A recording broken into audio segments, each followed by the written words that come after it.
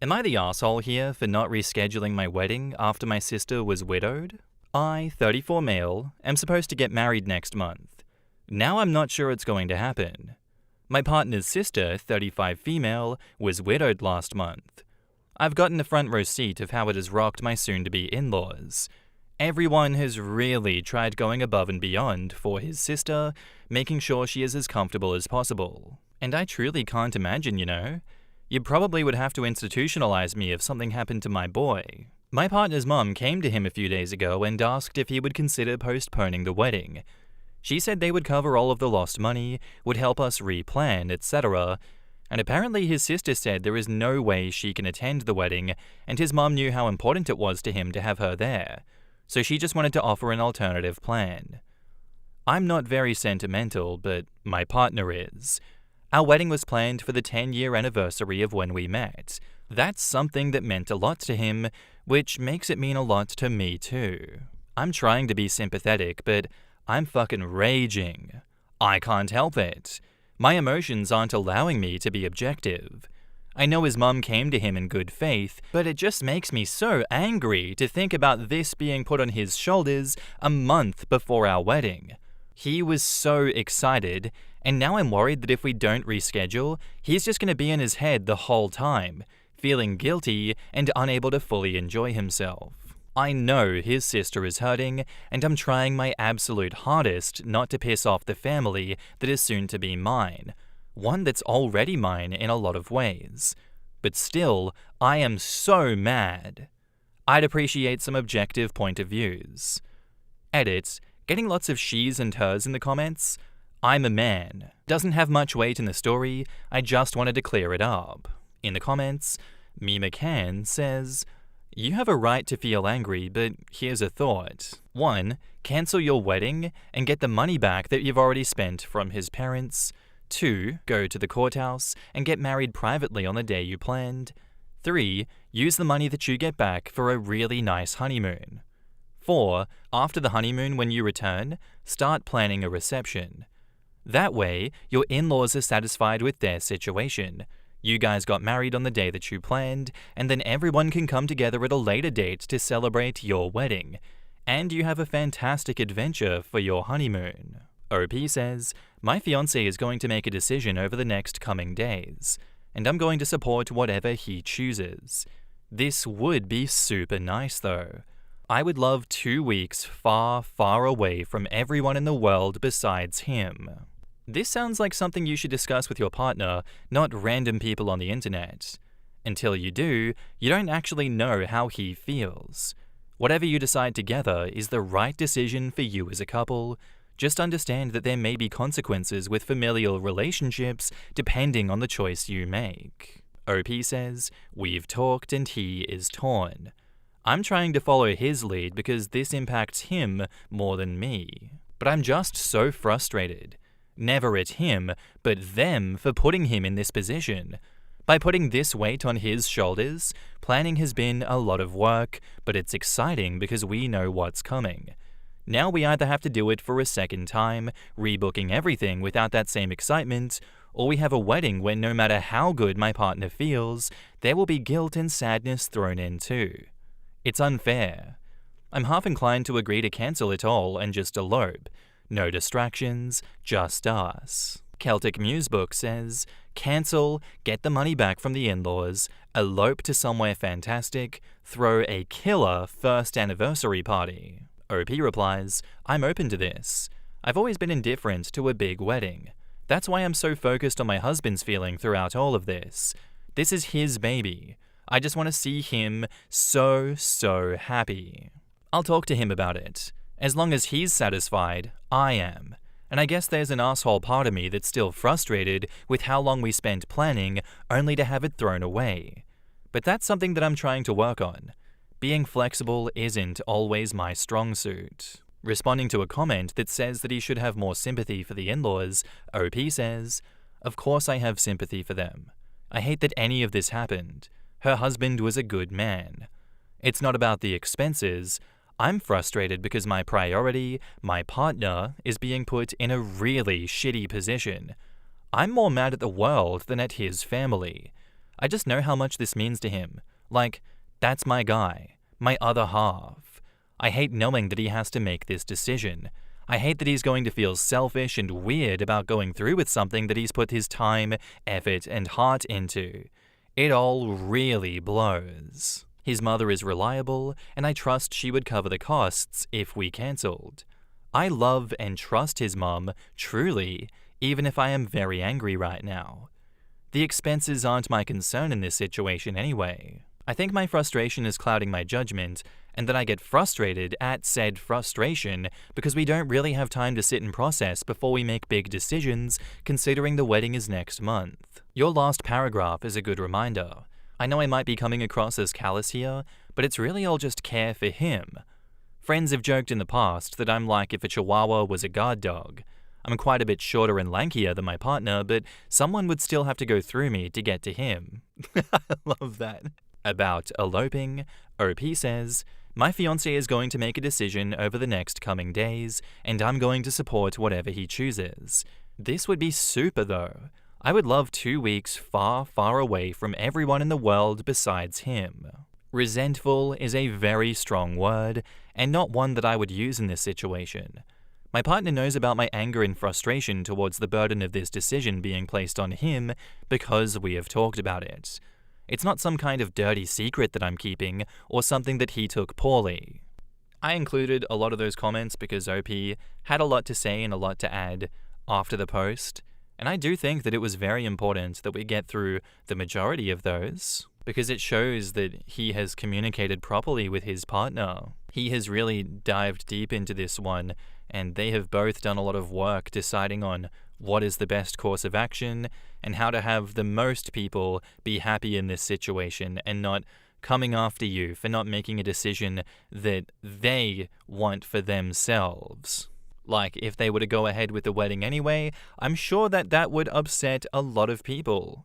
But they can always elope. They can always do a wedding for everyone in the future when all of the emotions have calmed down, when we have all had time to process the death of someone so close to us.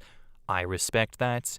But if I were OP, and if I were OP's partner, I think that that sentiment of the 10-year anniversary being the day they get married, I really do think that is the time to do it. And it's more than okay to do it in private, have that honeymoon, and do the official one later. If it is that important to him, then I agree it has to be done. And now, on to the update. I'm a married man. I let my husband take the lead on making the decisions here, and I let him know that I would support him whatever he chose. After some discussion, we decided to cancel the wedding and elope instead.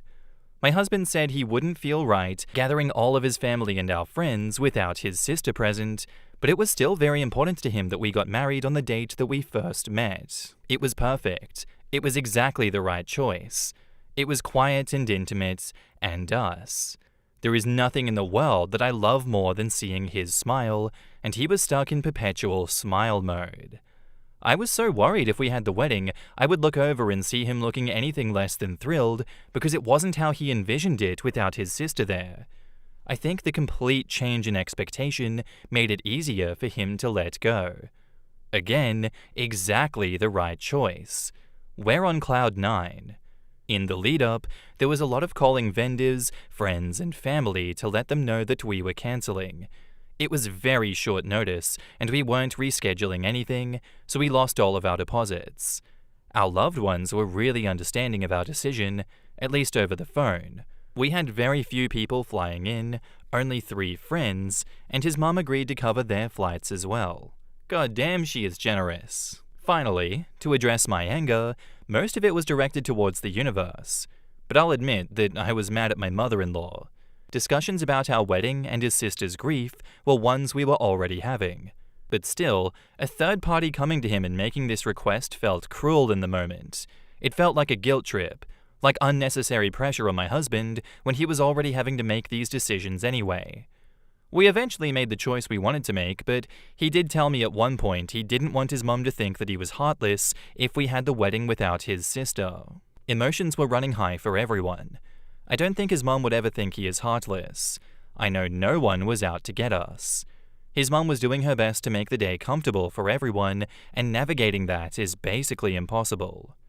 Still, I'm not sorry for my anger, and maybe that still makes me the asshole, but I'll be the asshole who loves his husband and puts him first in every situation. In the comments, OP says, I feel so lucky. Peace was something that didn't exist for me for most of my life, particularly in my late teens and early 20s. Then he came along and changed everything. When asked if the in-laws know they got married, OP says, nope. We've been in a hotel suite having a little staycation all weekend, so neither of us have been on our phones much at all. My mind has just been on him. Damn it, Gravity says, I wonder if they ever talked to the sister-in-law about it.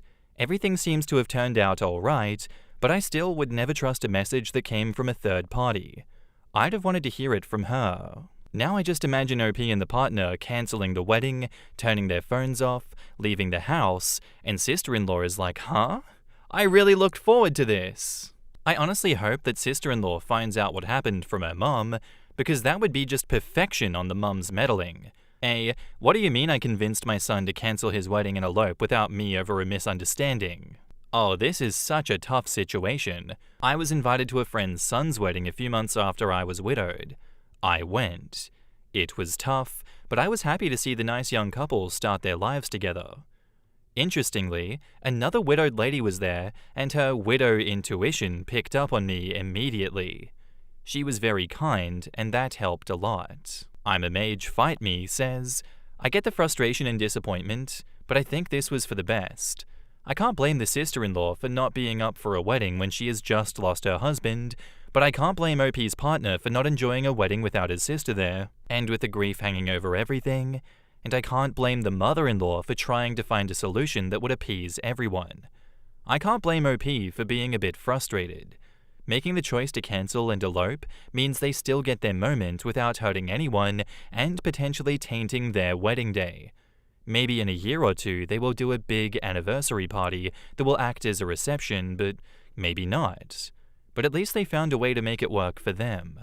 Yeah, at the end of the day, it has to work for the both of them first and foremost. And while people might be upset that they missed your wedding, it meant a lot more to OP and the partner that they have it done on their 10th wedding anniversary, and ultimately, what they want together is what is most important in this situation. That may upset everyone else that didn't get to attend the official wedding, but they should be able to understand given the circumstances. OP and OP's partner did the most respectful thing by cancelling their wedding, letting emotions lie, letting everyone process what they needed to do, and stepping off quietly to the sideline. I respect them so much for doing that, for taking the advice of everyone else on there, and I respect the mother for paying for all of that as well. That was a lot of money that she put up for the both of them that I guess she didn't have to do it, but she did anyway, and it just shows how much she cares for everyone in this situation that she is willing to do that. I don't know a lot of people that would be willing to do that. That is an insanely generous person, and I thank her for it. I think that OP approached this situation in the best way they could have. I feel like this was the best outcome. Thank you for the story, OP. That was truly something. Our next post is by user Test98125, and it's titled, Am I overreacting at my son, 15 male, for grossing out my daughter, 11 female, on purpose? Our son has recently been doing gross stuff to our daughter to get a rise out of her, and she really hates it. It started when she gagged when someone passed gas in a small room, and he thought that it was funny, and now he's periodically tried to fart in her face, hold the doggy bag up to her nose when walking the dog, and he huffed in her face in the morning without brushing his teeth, causing her to gag a lot. He thinks it's funny, but she really hates it and wants him to stop. He knows this, and I've told him this after the first 2 incidents, but he still did it again. He says, I'm not hurting her, it's just a smell. It's funny, and she needs to get over it. In response, I told him, next time this happens, I'm going to make you smell something you won't be able to handle, and you're not going to get to stop smelling it just because you hate it or because it makes you feel queasy. He asked, "What could you make me smell that's so bad?" And I said, "You don't want to find out. You don't give her any warning when you do these things, so you aren't receiving one either. I'm a vet tech and have more than adequate means to follow through on this." He sort of rolled his eyes and said, "Whatever," but it did make him stop for a while. Until yesterday morning when he burped in her face again and laughed about it. I simply told him, "Alright, I'll be carrying out the punishment we'd discussed." I let my daughter take a mini vacation with my husband to get away from him in the meantime, to a local hotel and water park, while I prepared to administer his punishment. Just need a couple more dogs at work who need expressions. Oh god, that is disgusting. I know exactly what you mean. What is wrong with you? Oh my god. This is torture. After talking with others about it though, I just wonder if it's too harsh a punishment. My husband fully supports it, and so do 3 of my co-workers, but 2 of them say it's too harsh, and that a smell this bad is way disproportionate to burps and farts. You can say that again. I said that everyone has a different tolerance to these things though, and if he repeatedly violates his sisters, then he needs to realize what it's like to be on the flip side of this. I told my husband that I was having second thoughts and wondered if it was too harsh of a punishment, but he said, "It's not undeserved, and you have to follow through on your promise." Am I overreacting? In the comments, Summer Spring asks, "Draining anal glands?" You told him, he kept on.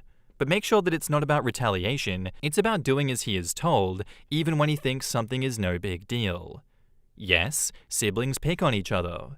It should have been enough when his sister said stop, but he did not listen. It was more than enough when you, as his parent, told him to stop, but he did not listen.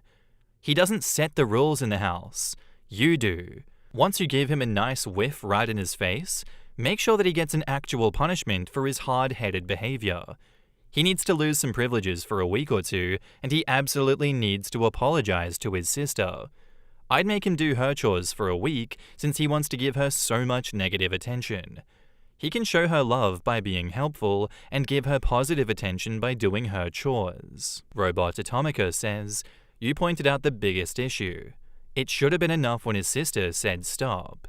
Pranks and jokes that aren't explicitly violent are always written off as no big deal. But when a child grows up tying that to pleasure and joy and satisfaction, terrorizing and harassing and making another person miserable, and doing something again and again, even though the other person says no again and again, we're not doing them any favors by permitting that to continue, to let that compulsion keep building. Adolescents are impulsive. The job of parents is to help them learn how to control harmful or dangerous or antisocial impulses. This most definitely falls into that category. And I agree with you that being put in her shoes is fine, maybe even helpful. But what it will come down to is expressing why this is unacceptable, and coming down against this behavior the same way OP would an actual violent offense. Because it is a real slippery slope here, and needs to be nipped in the bud now. Coffee Goblin says, "Follow through. He's willfully disobeying your instructions to respect his sister, and this is a pretty funny punishment. You're not hitting him, you are not verbally abusing him, you're giving him a taste of his own medicine, and you even told him that it would happen in advance. Pro tip, do it when he's not expecting it, like from behind when he's eating, or by waking him up with it. That's a great way to make him understand how it makes her feel without giving him the time to psych himself into getting through it." At this point, you do have to follow through with it because you've said that you're going to do it and you've prepared him for it. If you pull out now, that's not going to teach him the lesson you want to. That would just be showing him that his actions don't have consequences. You've been great up until this point, and as vile and disgusting as what you're going to do to him is, it's the right play, but always explain the why. If a kid doesn't understand the why, you're not going to get through to them the message that you're trying to communicate. I respect it, honestly, and I really want to see the outcome of this one. And now, on to the update. Thanks to all who commented. It was pretty clear that I had to follow through or I wouldn't be respected. and that the punishment was fitting. Most people seem to agree, except for the radical modern people for whom the concept of punishment seems totally alien to them as a concept. I talked to my daughter and husband on the phone one more time too, and she said for sure I needed to follow through. There was a pug with a particularly funky gland expression at work that day too, so perhaps Providence was showing its agreement as well. I want to die reading that. Some people were telling me to wake him up with it or stink up his room, but I didn't want the house to smell for ages, so I just told my son to come to the backyard with me for his punishment, and that if he at any point resisted or refused, I'd have Dad come home to assist and the punishment would be 20 times longer. I made clear that was literal. He said fine, let's get this over with, and followed me out. I showed him the jar. It had 12 dogs' expressions and told him that I was going to pop the lid and hold it to his nose and he was going to take 3 sniffs, and that's what he did. It got a bigger reaction than even I expected. After the first sniff, his eyes widened and he was gagging and he was holding his tummy afterwards, saying, "Oh my god, that is hideous." I told him, "It's just a smell, it's not harming you, right? Shouldn't I be able to do this as often as I want if I think it's funny, just like you do to your sister?" And he said, okay, I learned my lesson, I'll stop," and turned to go back inside, but I said, "Oh no, don't you remember what I said would happen if you did that to your sister again? You weren't going to get to stop smelling it just because you hated it, just like she wasn't." He looked back at me as if hoping I was joking, and I said, "Think about how your sister felt knowing you were going to do this again and make her feel sick and being powerless to stop it." I then gave him a choice. He could put his nose over the rim for 3 minutes straight and get it over with right now, or he could come back outside with me every hour on the dot for another 2 sniffs until I decided the lesson had been learned. He agonized over the choice and said that there was no way he could do it for 3 minutes, so chose the latter. Once per hour that day, we went back outside, and it never seemed to get any easier for him. But after only the 4th time, I said I think he's learned his lesson because I could see that it was really getting to him. I didn't want anything overly harsh, but something very unpleasant, which I think was achieved. I told him I think that he's learned why these sorts of pranks are not funny to people, and that if I ever heard of it happening again, he would be spending a good long while with his nose in a jar like this, or worse. So I think he got the message. Daughter and husband came home from their mini vacation later that night, and there have been no incidents since. I think he got the message loud and clear. In the comments, "Glad it worked, but why didn't he just hold his breath? That's what I'd do." And OP replies, "He started trying to during the hourly follow-ups, but I had made it clear that the sniffs had to be obvious and audible, and that jar wasn't leaving his nose until I had heard them." Another commenter says, "I can't help but think that this teaches him that this kind of behavior is alright. I'm all for discipline. But you did to him what he was doing to his sister, to teach him that behavior is never okay. You see what I'm getting at? Clearly it's okay in some situations, seeing as you did it. You just introduced a bigger bully. You should also talk to him more about the situation and explain to him that this isn't really about farting and burping, and more about boundaries and personal space." OP replies, "Just like if someone locked someone in their basement, we could never do something like that, like locking a person in a cell, because it's teaching them that that behavior is okay." You kind of got them with that one. Hey man, if you just lock them in a cell, they're just going to realize that society is just one bigger bully above them. They'll never change. Mary Clarity says, "Also animal care person here. When you said you were going to teach him about smells, I immediately thought, like impacted anal glands. Y'all, if you have never dealt with it, it's just pretty indescribable. And it's actually not even the worst, but it's very reliably horrid." The second OP said they were a vet tech, I knew where it was going. Anal glands are foul. That last comment at the end is wild. No, if you do to someone what they do to someone else, especially if said thing will not cause harm, that's teaching them a lesson called empathy. Like, we all get told the golden rule in school, but apparently he was unable to grasp what it meant without a hands-on lesson. There's always that one kid who is a biter and will not get it through their head why they need to stop until someone bites them back. I went through a biting phase at almost 3 years old. My mother made me bite myself. When I didn't do it as hard as I had done to my sibling, she said, "Do it as hard as you bit sibling." I bit myself really hard, and I immediately yelped that it hurt. My mum explained that it hurt other people too. I never bit or hit anyone after that. That is how you develop empathy. Yeah, look, there's always going to be some brainless commenters. They're going to have some brainless opinions on this brainless website. Maybe they need to learn some empathy as well. I really do think that giving him a taste of his own medicine and repeating that lesson until it got through his thick head was the right way to go about this one. She wasn't being overly cruel. She was explaining exactly why she was doing what she was doing, and she kept repeating what outcome she wanted as a result of it until she saw that he had meaningfully changed and trusted that he had meaningfully changed for the better. I really don't understand these no-punishment Puritans. How is anyone going to develop empathy without walking a mile in others' shoes? How are they going to know, if not experiencing it themselves? I respect OP for what they've done for this one, as much as it disgusts me. I really do think when you have no other options, when talking it out doesn't work, you do have to go to these places, and you do have to get it done, as much as it sucks. Because again, genuinely, how was he going to learn? What alternative is there? Thank you for sharing your story with us, OP. I know it would have been hard. I know it would have been absolutely disgusting to go through all of that, but I think you taught him a very valuable lesson today.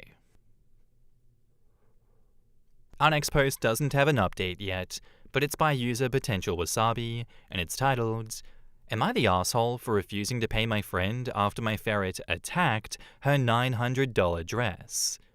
So I, 29 female, have a pet ferret, Noodles.